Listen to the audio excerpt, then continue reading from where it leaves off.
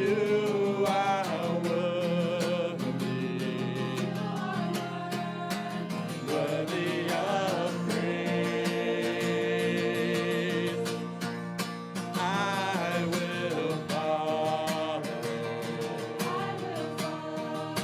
I will listen. I will love you all of my days,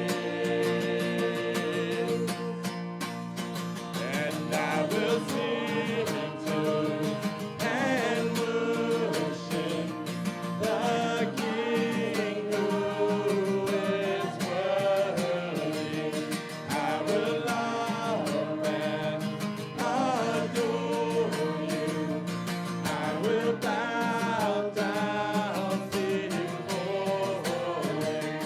I will sing to and worship the King who is worthy. I will love and adore you. I will bow down before you. You're my Prince of Peace, and I will live my life for you. You'll be seated.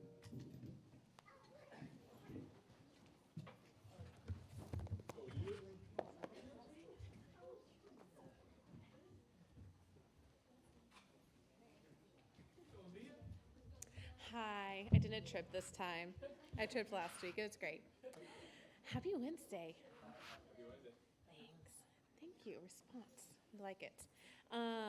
Okay. Couple of quick announcements. The marriage conference is September 14th through 15th in Daytona. Couples, please sign up for that. Go ahead. There's more information in the foyer, however it's pronounced. Whatever you're feeling, foyer. There we go. More information back there, but September 14th through 15th. The Wednesday night Bible study class for how to study the Bible with people is tonight after midweek, 8:45 to 9:30 p.m. Right in here. Yeah, it's in this room, right? Okay, perfect. The Young Professionals Dinner is next Friday, July 26th at 7 p.m. Location is TBD. Please RSVP on the Facebook page so they know how many people are coming. That's next Friday, July 26th at 7 p.m. And then lastly, one of our goals is to build relationships in the church. So the campus ministry is looking for serving opportunities. So if you have anything that we can serve you with for, I don't know, please see Mitch, Hope, Nathaniel, or me. Okay. And birthdays. Any birthdays? Any half birthdays? No birthdays? Dang. Any anniversaries? There we go. Yay, yay. Okay. Oh, so cute. Okay. Sorry. Okay, go ahead, tell us your name, how many years you've been married. Nick and Mm-hmm. Jordan. 10 years. Ooh. Okay. Amazing. Okay, so Nick and Jordan, 10 years. Happy anniversary to you. Happy anniversary to you. Happy anniversary, Nick and Jordan. Happy anniversary to you. Woo! All right. So kids can go back to their classes and teachers, and then we'll have a quick fellowship break, and then right back in here for the lesson. Sweet.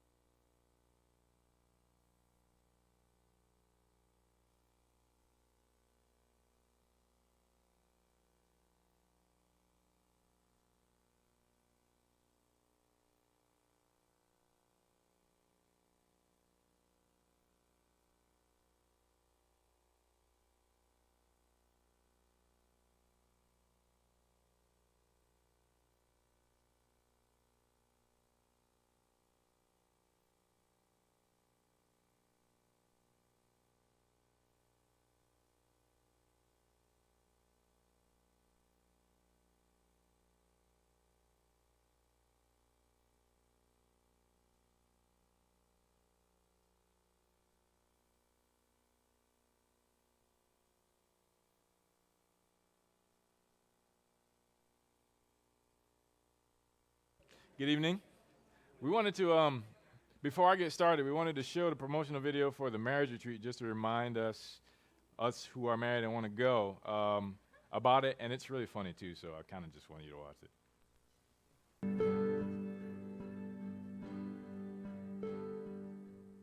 I'm Brandon. Michelle. Hi. Sorry, I'm a little early. I hope you like sushi. So, what's your favorite movie? Do you have a favorite book? I was wondering if you maybe want to be my girlfriend. Yes?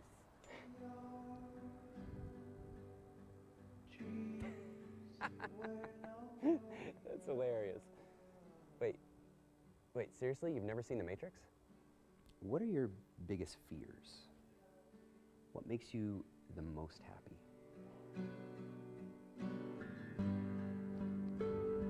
Will you marry me?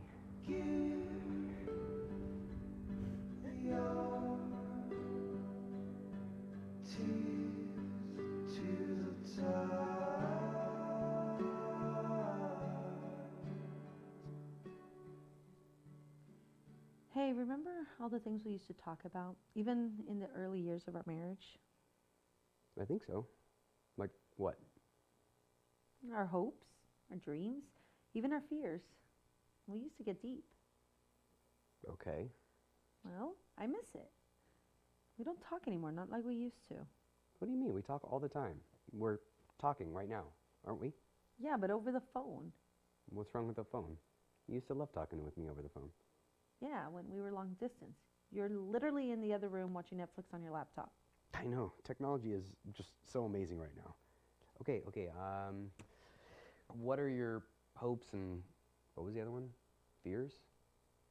What, like snakes? I'm kidding. Hey, it looks like there's a marriage retreat coming up that the church is hosting.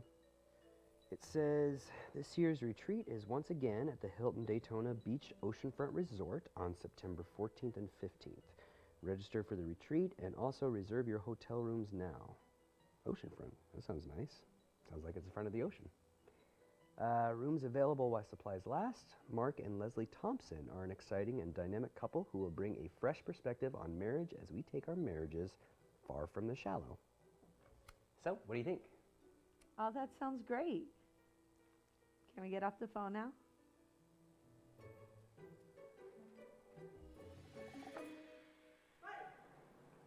Okay. What do you want? You want to date me? And maybe can you, when you open it, move your body a little bit more towards the door? Yeah, I can see you more now. Yeah, perfect. Okay, maybe one more take and I think we're good.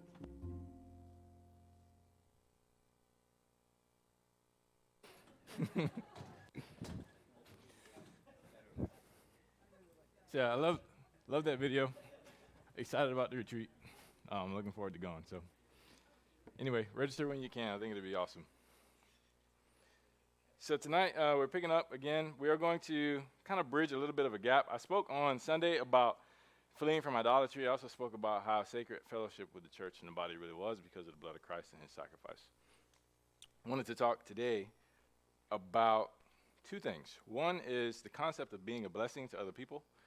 And as well as that, the other thing I want to talk about is just obedience as a whole. Because sometimes we were talking in our family group, and one of the things that came up was like, man, that word obedience, man, I don't like that word. And sometimes we have a negative connotation with that word. So I definitely want to spend some time talking about it. So let's see. You guys can go ahead and turn to Genesis 1. We're going to look at 3 different scriptures just to look at this concept of being a blessing to the world. Genesis 1, 27 through 28, followed by Genesis 9, and then Genesis 12. So I'll repeat those, Genesis 1, 27 through 28. Also, too, before I read, I wanted to ask you guys to keep praying. Please pray for me. One of the things that I've been realizing these couple of days, this week, is that I've been really emotionally drained. I find myself in the middle of a few different tough situations with some people who are going through some really hard decision-making things, and I'm having a hard time not taking their decisions, taking responsibility for their decisions. Does that make sense? So that's something I'm wrestling with. I need help. So if you could pray for me about that, that would be great. I've been pretty heavy emotionally these past couple of days, so I'm up right now. I'm thankful. Got some encouragement from you guys, so I appreciate that. But please pray for my heart. I need to ask for that. So. Okay, so Genesis 1:27. God created mankind in his own image. In the image of God, he created them. Male and female, he created them. God blessed them and said to them, be fruitful and increase in number. Fill the earth and subdue it. Rule over the fish in the sea, birds in the sky, and over every living creature that moves on the ground. From here, we see this repeated through Genesis over and over and over again. This concept of going and this concept of growing, right? And that's pretty simple. You see it, and it doesn't stop here. God originally, what I think is pretty amazing, is he wanted us to go and grow. He wanted his image to be spread over the face of the earth. He wanted all of us to imitate him and live like he did from the very beginning. We notice a pattern here in Genesis is that people tend to stop. They tend to stop going, they tend to start doing what they want to do, and they lose sight of what God originally had in mind. And we'll see that more and more as we read and stuff. But over in chapter 9, he's talking, this is after Noah, right? Same idea here. Again, a quick snippet here, verse 7, same idea in Genesis 9, verse 7, as for you, talking to Noah and his family, be fruitful, increase in number, multiply on the earth, increase upon it. Shortly after that, you see the Tower of Babel, right, which is interesting. People stopped going again and started building a tower, which is completely not what God necessarily wanted them to do. He wanted them to keep going and keep growing. And then Genesis 12. This is where we get introduced to our buddy Abram, as we know as Abraham. I can't come up with a good nickname for him. Brammy? Abra? Old Brammy? I don't know if that'll fly. You're probably going to talk to me about that later. So, in verse 1 of chapter 12, the Lord said to Abram, go from your country, your people, and your father's household to the land I will show you. I will make you into a great nation, and I will bless you. I will make your name great, and you will be a blessing. I will bless those who bless you, and whoever curses you, I will curse, and all peoples on earth will be blessed through you. We have the privilege of knowing that through Abraham, we have Isaac, Jacob, Joseph, Israel, David, Jesus, right? We have that now, which is pretty neat that we see that, man, God really did actually and literally, well, figuratively and actually bless the world through Abraham. We understand that. And it's interesting because Abraham obeyed. And we'll come swing back to that. We're not really with Abraham necessarily, but we're going to talk about a guy named Moses. We've been talking about him on campus a lot. I like him. I relate to him. I'll tell you why later. But again, going, growing, being a blessing to the world, we see that this starts with Abraham and his faith and his willingness to follow God and do what God asked him to do really did result in people being blessed, really did result in the world being blessed. And the concept of being a blessing, why I thought this was important to talk about, first of all, because it's a biblical concept, but second of all, because it's one thing to focus on not doing a bad thing. I'm sure all of us thought about idols that we had on Sunday. I mean, you can't really walk away from that scripture and think, well, I don't have any. If you do, then you're it, right? So part of that is like, man, we could focus so much on the idol itself, but I think what God wants us to focus on is the goal. The goal really is to bless other people, to be a light to other people. If we focus on doing that, then that can also help us combat our own idols. And I think Corinth forgot that. Corinth forgot they were a church. They're a light. They're supposed to serve and be a blessing to people. And their city, they started to slip back into their old life.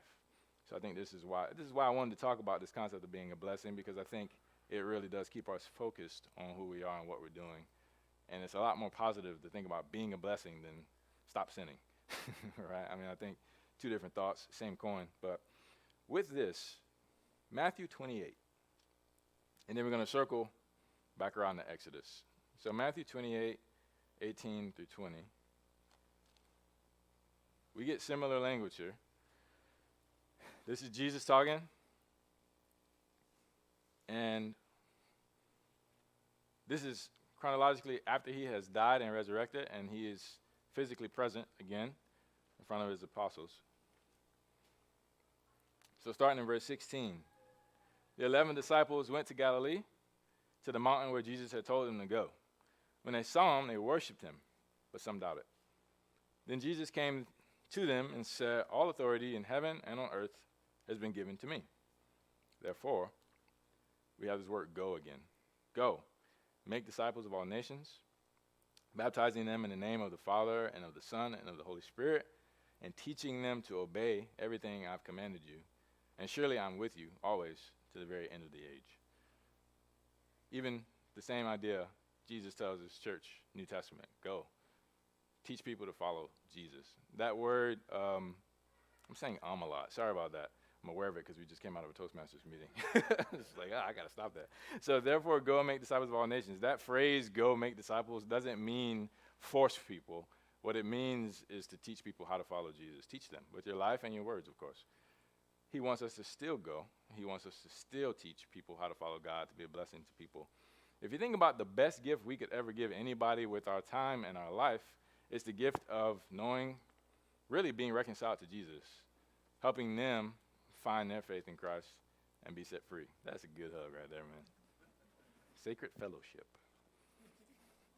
But the idea of, there it is again. The idea of going, I know, right? I hate it. Going and being a blessing. Going and blessing someone with what we've been blessed with. And what we have been blessed with is salvation through Christ. The freedom and privilege to be considered a child of God again, which I think is amazing. So this concept is throughout the Bible. Go, go, go. Bless the world. Bring his word, not just with your words, but also with your actions in your life. If you stop and you think about it, someone did that for us. And flipping it, the perspective, think about what that brought you. When someone loved you, when someone gave you hope, when someone gave you just the capacity to have a relationship where they weren't trying to criticize you or judge you. It made a huge difference in my life. And those are the things that we get to bless people with. Think of this, what this church does for people. Hospitality. How many people have been in someone else's home within the last couple weeks? I know I have. Think about people who listen to you when you need to talk. The people who pray for you. Think about the people who walk with you as you change negative and difficult patterns in your own life. Who don't give up on you. They keep you going and spur you on. The people who don't leave your side. The people who teach you how to do what's right. We have a lot of habits when we come from our own life. And the church teaches us how to live righteously. How do I do what's right? How do I navigate this particular situation? I don't know. I've never been in it before. We have examples of people who've been there and people who can reach back and say, hey, here's what I thought and what I did when I was there. Maybe you can learn from what I did. Or maybe you can learn from the mistakes I made, right? We really are blessed to have each other, and we bring those blessings to people. Many people, it's easy for me to forget this. We were talking about it again in family group. Many people look like they're just okay, and some people may be okay, according to what they know. But some people aren't okay. We're good at wearing masks. And if we're not careful, we see the mask and we think it's reality, and we don't bless people. So how's this connected to obedience? Besides literally Jesus commands love, of course. Let's go to Exodus 6. We were just here last week on campus. I love this story because I think it's just reality. Here we have Moses. You guys know what Exodus is all about. The Egyptians have the Israelites in slavery. Forced labor, really gruesome labor. The setting in Egypt wasn't good. Egyptians were killing 2-year-olds, males specifically, because they didn't want the Israelites to continue to reproduce. And they're being mistreated, and they are forced to build according to the agenda of the Pharaoh. God has been having a conversation with Moses after Moses came out of Egypt, found a wife, lived with Jethro for a while. And God initially talks to Moses through the burning bush. Famous scene. Everybody's thinking of, what's the name of the movie now? I can't remember it. Prince of Egypt. Thank you. Yes. Thinking of Prince of Egypt. And he has this conversation with Moses, and I can so relate because he's saying, Moses, I've seen the oppression of my people. I've heard their cry, and I'm here to rescue them. This is what God's saying. And then he says, and I'm going to send you. And Moses is like, what? Me? You're going to send me? It's chapter 4 and 5. And Moses has all these questions. He has these questions. He's asking, well, what if this happens? And God answers it. And what if this happens? And he answers it. I don't know how to talk, blah, blah, blah. And he answers that too. Meanwhile, remember, Moses was raised in Pharaoh's household, right? So, of course, he's trained in speech. I mean, come on. So you got basically what you see is excuses coming up. Because when God answers all of his questions and he has no more questions, it finally comes out and Moses says, can you just send someone else? That's what was there all the time. It was just masked through these questions, right? And God, being patient, sifts through all those questions. And he even agrees to send Moses' older brother with him. I'll send your older brother with you. You'll be like a prophet to him. I'll talk to you. You talk to him. He'll talk to them. How about that? And then eventually Moses is on board after God really is pulling teeth here. And in chapter 6, we see Moses begin to obey. Now, before we get into the obedience part, what blessing did Israel experience because Moses was obedient? What do we remember happening to Israel in the book of Exodus? They got set free. They got set free. They were set free from slavery. They left Egypt. God provided for them through the sea and onto the promised land. He was with them. And we know that turned out to be 40 years, longer than it should have been. However, God had to work on their hearts and get Egypt out of them. But because Moses obeyed, that was the end result. Now, the end result didn't happen right away, but it did happen. So let's read chapter 6. I love this chapter, again, because it's so relatable. Starting at verse 1. Then the Lord said to Moses, now you will see what I will do to Pharaoh. Because of my mighty hand, he will let them go. Because of my mighty hand, he will drive them out of his country. God also said to Moses, I am the Lord. Oh, sorry, I'm in the wrong chapter. Excuse me. Chapter 5. Chapter 6 is after all the mayhem has happened. Chapter 5. After Moses and Aaron went to Pharaoh and said, this is what the Lord, the God of Israel, says, starting in verse 1. Let my people go, so that they may hold a festival to me in the wilderness. Pharaoh said, who is the Lord, that I should obey him and let Israel go? I do not know the Lord, and I will not let Israel go. Crazy. Then they said, the God of the Hebrews has met with us. Now let us take a 3-day journey into the wilderness to offer sacrifices to the Lord our God, or he may strike us with plagues or with the sword. But the king of Egypt said, Moses and Aaron, why are you taking the people away from their labor? Get back to your work. Then Pharaoh said, look, the people of the land are now numerous, and you are stopping them from working. Pharaoh has one thing on his mind. The same day, Pharaoh gave this order to the slave drivers and overseers in charge of the people. You are no longer to supply the people with straw for making bricks. Let them go and gather their own straw, but require them to make the same number of bricks as before. Don't reduce the quota. They are lazy. That is why they are crying out. Let us go and sacrifice to our God. Make the work harder for the people so that they keep working and pay no attention to lies. It's pretty harsh. Pretty harsh.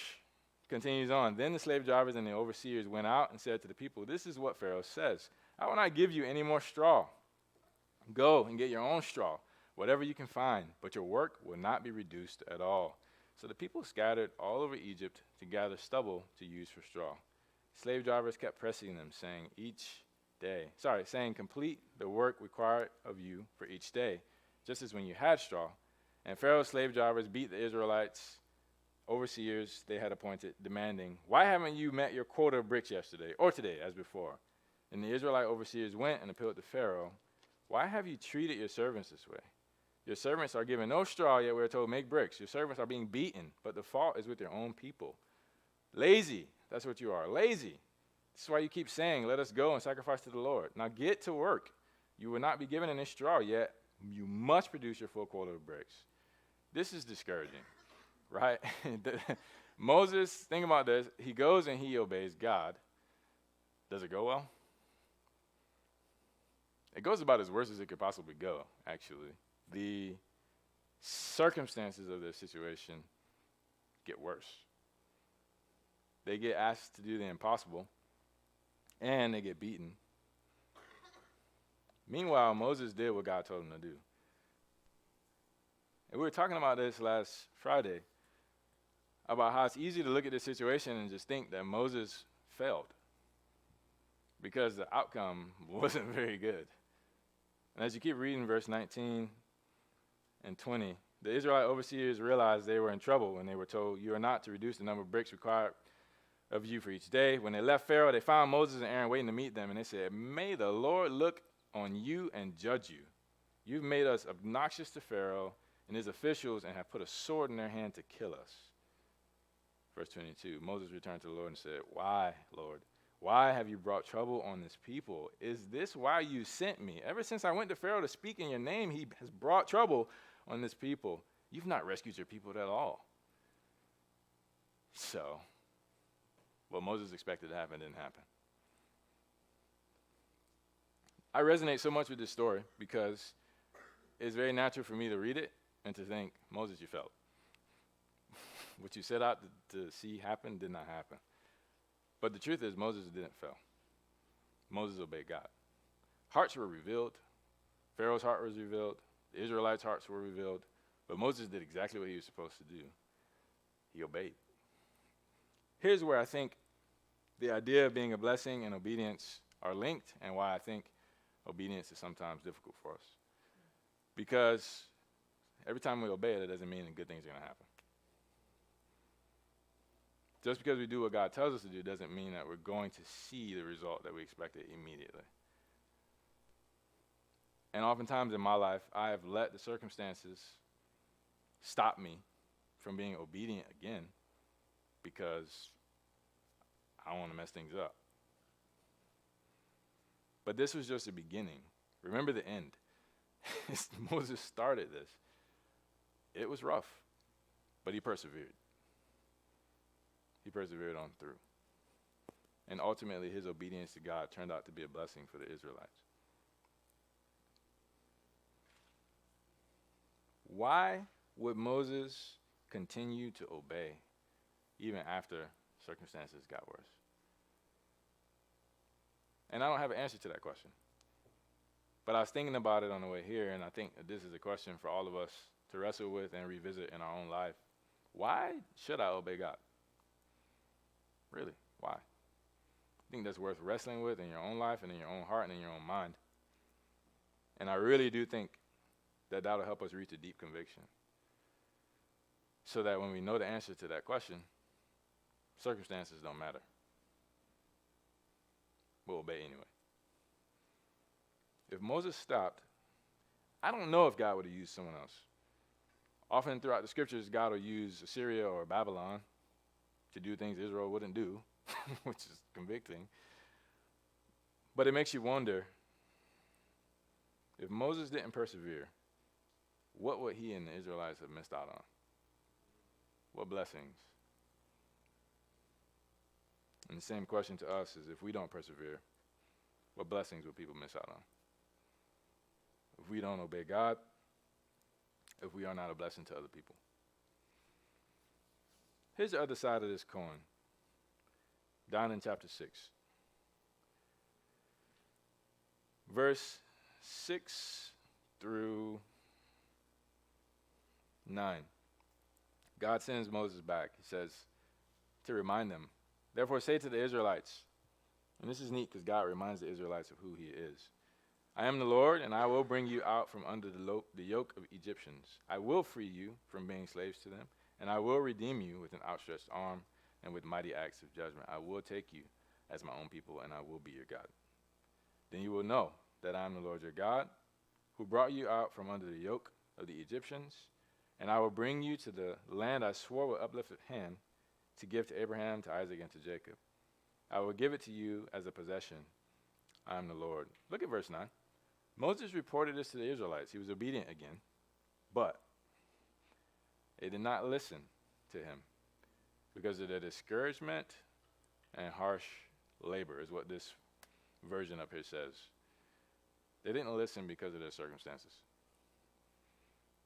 Here's, I think, the other side.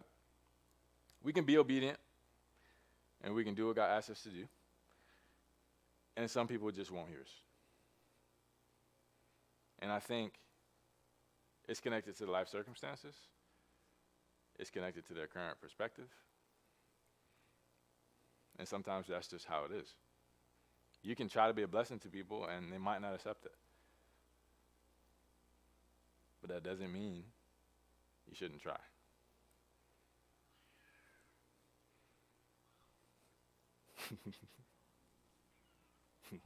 Thank you for agreeing. Moses, again, doesn't give up. Moses doesn't give up. He keeps going, and it's not easy. But eventually, the Israelites listen. Their faith gets built, and they get set free. And that's kind of how it is when you're reaching into another person's life to bless them. You might get shut out at first. You might not. They might let you all the way in to their heart and their mind and their life, and you can continue to share God with them, love them, serve them, give them hope. You may even be able to share the gospel with them and baptize them and then walk with them. And that's a beautiful gift, to be able to see it all the way through. But we might not be able to see it all the way through every time. We might just be the person who throws the blessing at them. And then someone may come along a little later, and it may blossom then. But again, it doesn't mean we shouldn't try. Think on it. What if the person who helped you gave up on you?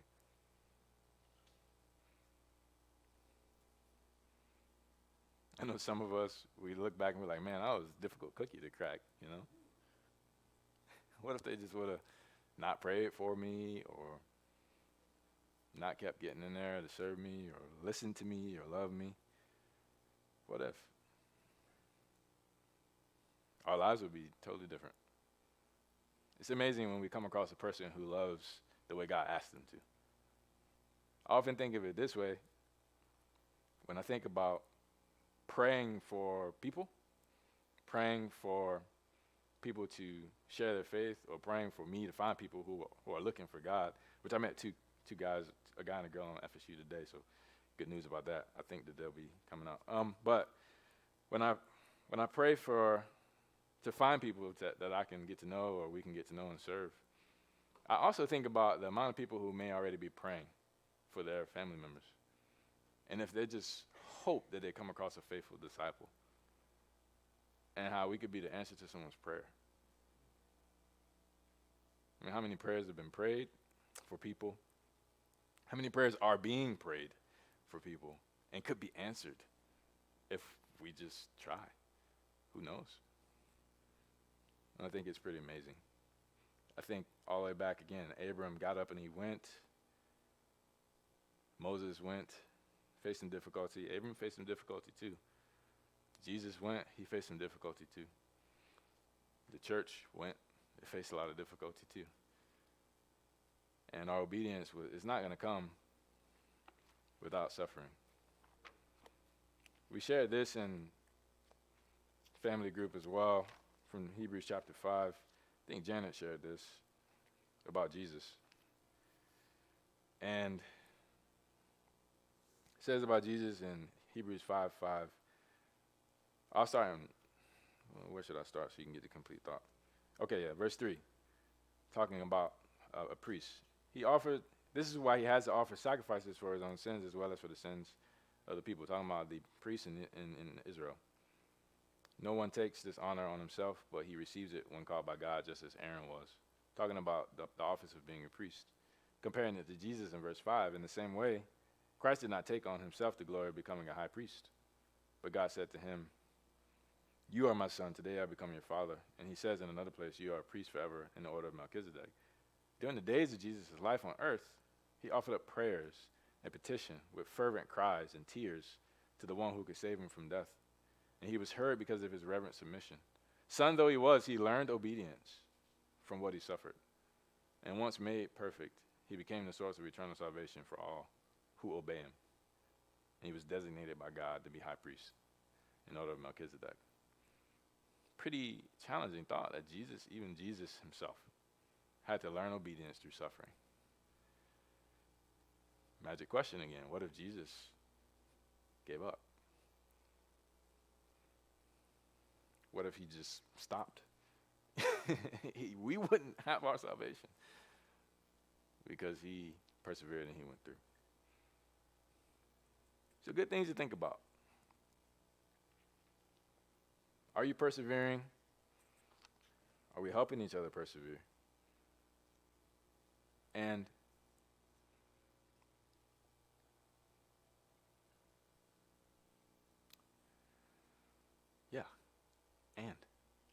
nothing. I got nothing. Got your attention. Are we helping each other persevere? Sometimes you go blank up here, man, you know. But being a blessing to people and obeying God and meditating on that question of why do I obey God? Countless stories in the scriptures show us that life circumstances aren't always going to be easy. And if we don't know why we obey, when the right circumstance comes around, we might stop. An anchor scripture for me, besides the ones I shared, is Jeremiah chapter 23, where you read about Jeremiah Jeremiah 25. Jeremiah, I go back to this often when I feel like giving up. Jeremiah, it says he preached to Israel for 23 years. And it says they never listened. Ever. Now I start to think about 23 years, man. That's a long time. 23 years is a long time. So again, back to the question, why did Jeremiah keep preaching?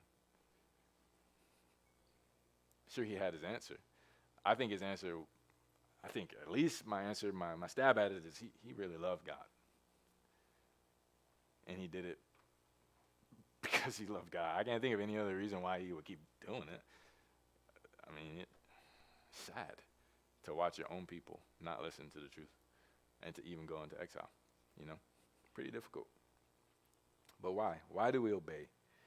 And again, realizing that link to why obedience and the blessing, I think, are tied is because when we are obedient, we actually are a blessing to people. I can go back to my life and count my mistakes, and I can tell you that every mistake is linked to me being disobedient. Every single last one. Every person I hurt, everything I said that I wish I could take back, every time I hurt my lovely wife, all of that is linked to me being disobedient. Obedience is linked to me being at peace and to me seeing the Holy Spirit continue to work in my life. But for some reason, we don't want to obey. It's like, what? Why not? And again, I think it's just our sinful nature and the nature of our world that gets in the way. So hopefully this sheds some light on how we really can flee from idolatry, remembering that if I'm a blessing to people, actively thinking about how I can bring Christ, his love, his hope, his message to people, then I don't have time to get stuck on something that's taking my focus off God. Really don't. But in the moments where I forget, I tend to go back. I think we all do. I think Hope put it like this last night. She said something about that zombie that tries to come back, you know, and you put that thing to death when you're baptized, and the next thing you know, that finger's moving again, and you're like, get back down there, you know. You're 6 feet deep. What are you doing behind me, breathing on my neck, right? It's just like, oh, my goodness, I thought I was dead. But we have that tendency. Our old self has a tendency to come back. And I think reminders from the scriptures, reminders from each other, deep convictions like we're trying to do at the Dash, taking the time to help other people, will keep us living for Christ and crucified to the world. And I think when we do that, we're a true blessing to people. And I think as we bless people, we'll learn to appreciate obedience as an opportunity to be free instead of associating lack of disobedience or disobedience with punishment. So I hope, again, this is encouraging for you guys. Again, please pray for me, just my mindset and my heart, so that I don't lose sight of what we're doing here. And appreciate you guys, and I love you a lot. Thanks again for your attention.